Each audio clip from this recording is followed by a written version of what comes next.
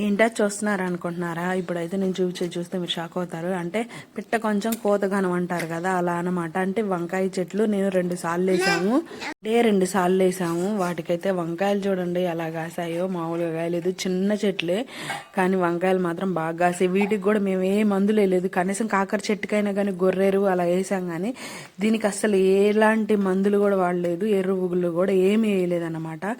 కాయలు అయితే ముదిరిపోతున్నాయి అని చెప్పేసి ఒక వీడియో తీసేసుకుందాం అని చెప్పేసి చూస్తున్నా. చూడండి ఎంత ఉన్నాయో వంకాయలు. అయితే మామూలుగా లేవు, ఎలాంటి బలం వేయకుండా కానీ ఇలా కాసినాయి అనమాట.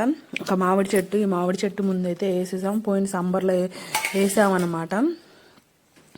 కాయలు చూడండి ఎంత బాగున్నాయంటే ఇవి ఇంక నేను ఊర్లో అమ్మడానికి వెళ్ళాలేమో అన్ని కాసినాయి అనమాట. చిన్న చెట్లే, అందుకే నేను చెప్పింది ఫస్టే పిట్ట కొంచెం కోతగానం వచ్చేసి ఇది వచ్చేసి బాగా పండింది విత్తనాలు కుంచేసాం అనమాట. ముదురుది ఫస్ట్ అయితే బాగుంటాయి కదా సీడ్స్ అని చెప్పేసి విత్తనాలు కుంచేసాము.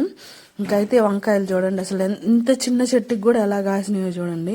ఇప్పుడు చూపిస్తే ఒక్క చెట్టుకే ఎన్ని కాయలు ఉన్నాయంటే ఇంకా చెప్పలేను, 10 దానికి ఉన్నాయన్నమాట. చెట్టు మాత్రం చిన్నది, కాయలు మాత్రం చాలా ఉన్నాయన్నమాట. అంత బాగున్నాయో చూడండి.